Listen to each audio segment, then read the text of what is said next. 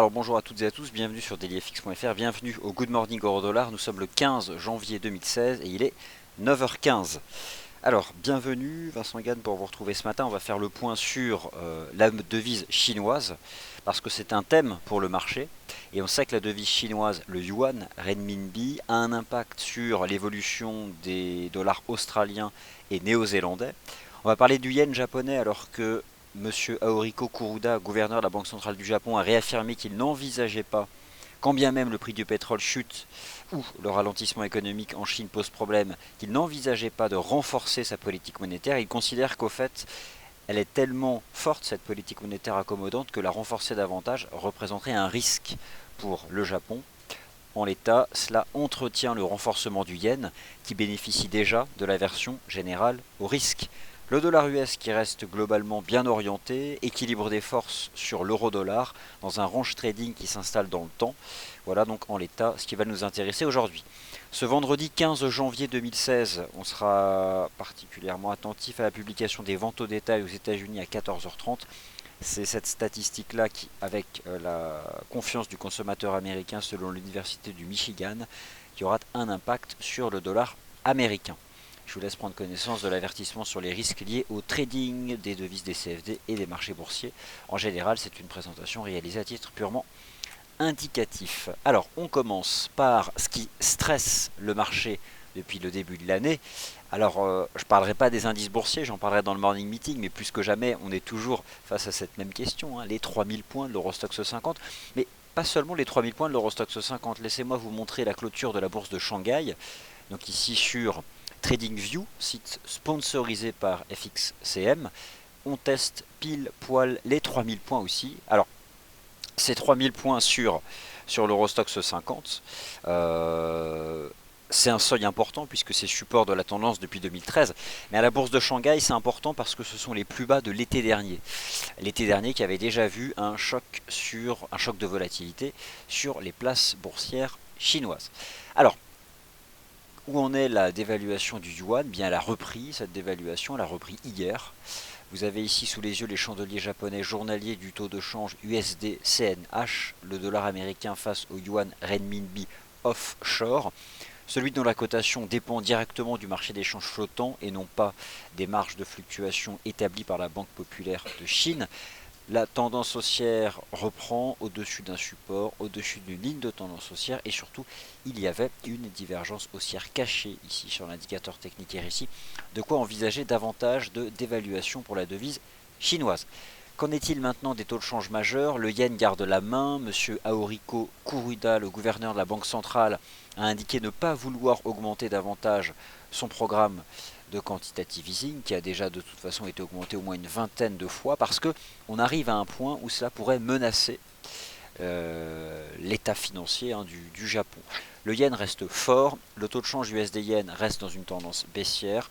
Je privilégie toujours ce que je vous ai présenté donc hier, à savoir une stratégie de vente toujours sous la résistance à 118,70. À court terme, on est en train de former un petit triangle. J'en anticipe la sortie par le bas pour aller chercher le niveau des 116,10 $. Donc je reste baissier, plus que jamais baissier, sur le taux de change USD-yen, essentiellement parce que le yen se renforce. C'est surtout ça, moi, qui m'intéresse. Le dollar australien casse un support avec la reprise de la dévaluation du yuan renminbi. Je confirme l'objectif de cours à 0,6890, nous y sommes presque. Encore une trentaine de pips à perdre lors des prochaines heures sur la UD-USD. Le NZD-USD reste sous pression, ce marché était... il y avait un bon timing pour vendre, hein, c'était le 13 janvier sous les 0,66. Je visais les 0,6450, on travaille les 0,6426. Le risque, c'est clairement de passer en dessous. Et dans ce cas de figure, le marché prolongerait sa baisse en direction des 0,6236 $. Et c'est clairement un scénario qui peut se prolonger du fait que l'USD-CNH a recouvré sa pleine tendance haussière après quelques séances qui ont vu la devise chinoise se renforcer. En fait, c'est la Banque populaire qui a tenté de freiner la dévaluation parce qu'elle avait perdu le contrôle de ce mouvement baissier de sa devise. Le GBP USD toujours sous pression hier après le statu quo de la Banque d'Angleterre.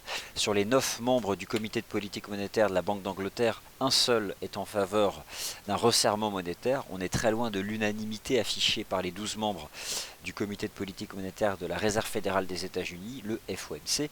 À très court terme, toujours dans un canal baissier, range trading entre 1,4370 et 1,45. Range trading dans une tendance baissière, les probabilités sont toujours en faveur d'en sortir par le bas avec un taux de change qui pourrait rejoindre les 1,4250 $. Alors, encore deux paires majeures à couvrir, l'USD4 qui ne s'arrête pas, 1,45. Bon, bah, écoutez, ça continue. On a encore cassé une résistance. Le prix du pétrole qui reste sous pression, qui ne parvient pas à transformer les amorces de rebond technique en quelque chose de plus durable. Nouveau support à 1,4396, la tendance reste parfaitement haussière. 1,45, c'était la cible que j'envisageais pour le premier trimestre 2016, mais ça va beaucoup plus vite qu'anticipé.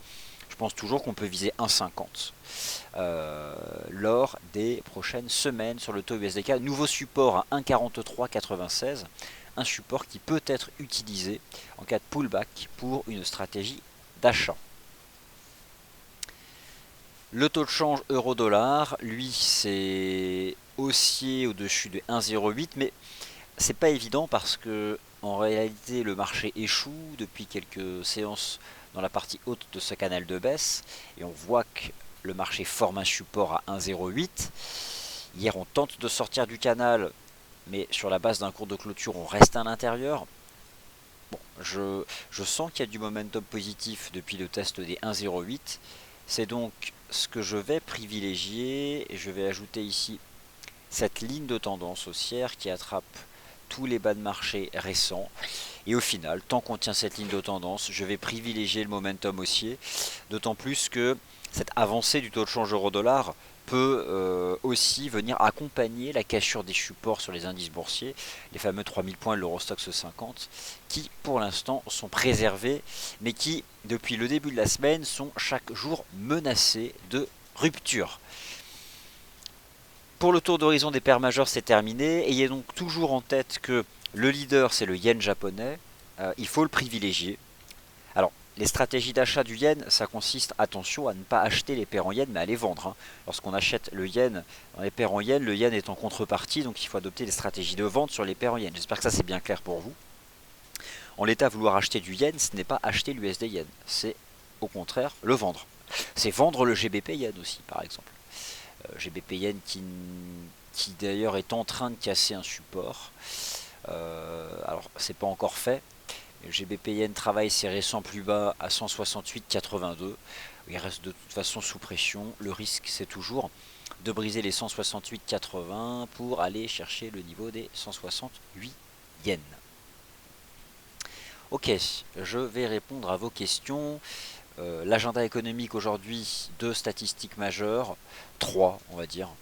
Macroéconomique aux États-Unis, les ventes au détail à 14h30, l'évolution du stock des entreprises à 16h et surtout l'indice de confiance du consommateur américain selon l'université du Michigan. Il y a eu une déclaration du président de la Réserve fédérale de Saint-Louis, M. Bullard, qui revient sur la baisse du prix du pétrole, qui explique, mais ce n'est pas une surprise, que cela abaisse les anticipations d'inflation, que ça pourrait nuire au scénario de 4 hausses de taux d'intérêt par la Réserve fédérale cette année. Bon, si c'est pas 4, ce sera 2. Dans tous les cas, c'est la seule banque centrale majeure qui envisage de relever davantage ses taux. Au final, cela accorde toujours de la force au dollar US, mais de la force face au dollar US, pas face à n'importe quelle devise, face aux devises qui sont faibles. Alors, bonjour à tous, je vais regarder vos questions.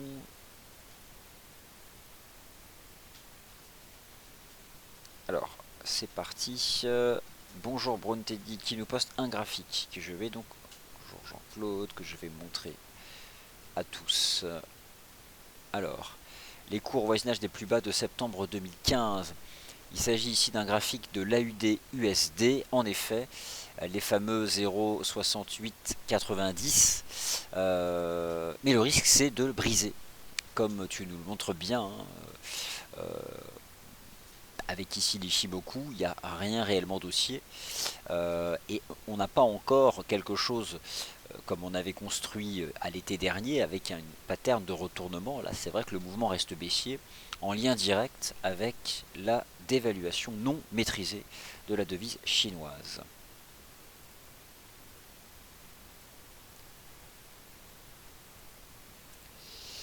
Alors, voilà donc pour l'euro-dollar. Alors, question de Greg. Bonjour Greg. Que penses-tu de l'impact des marchés actions du fait que le Bund plafonne? Alors, le Bund a été recherché pour tout un tas de raisons. D'une part, le quantitative easing de la BCE, mais surtout son aspect refuge. Le Bund commence à plafonner, c'est normal, il approche de ses sommets historiques, à 160,70. Mais ces sommets historiques n'ont pas encore été atteints, et ce matin, je confirme le fait que je vise toujours un contrat Bund atteindre les 160,70. Est-ce que je maintiens mon anticipation haussière sur l'Eurocad? Plus que jamais, oui. Je vous confirme viser 1,60. C'est ce que je vous ai proposé comme objectif hier. On a fait 1,5818. Lorsque j'étudie à la fois l'action des prix et l'étude du momentum du marché représenté ici par l'indicateur technique RSI, il n'y a aucune contre-indication technique pour voir ce mouvement se prolonger. D'autant plus que le prix du pétrole reste sous pression. Premier support 1,5560. Nouveau support d'ailleurs en cours de clôture ici à 1,5661 et ça reste parfaitement haussier. Donc les stratégies d'achat de l'Eurocad sont d'excellentes, c'est une excellente stratégie. D'un point de vue technique, c'est encore, je trouve, mieux construit que la hausse de l'USD-CAD. Donc oui, je confirme. Kerzelen, objectif 1,60. Question sur l'euro GBP. L'euro GBP, pareil, pleine tendance haussière. La livre sterling est sous pression hier depuis, alors elle l'est depuis longtemps, mais elle est davantage après le statu quo affiché par la Banque d'Angleterre. Ça reste haussier, au-dessus des 0,7492. Je pense que l'euro GBP va remonter en direction des 0,7592 à court terme, donc 80-90 pips, je pense que ce marché peut gagner lors des prochaines heures.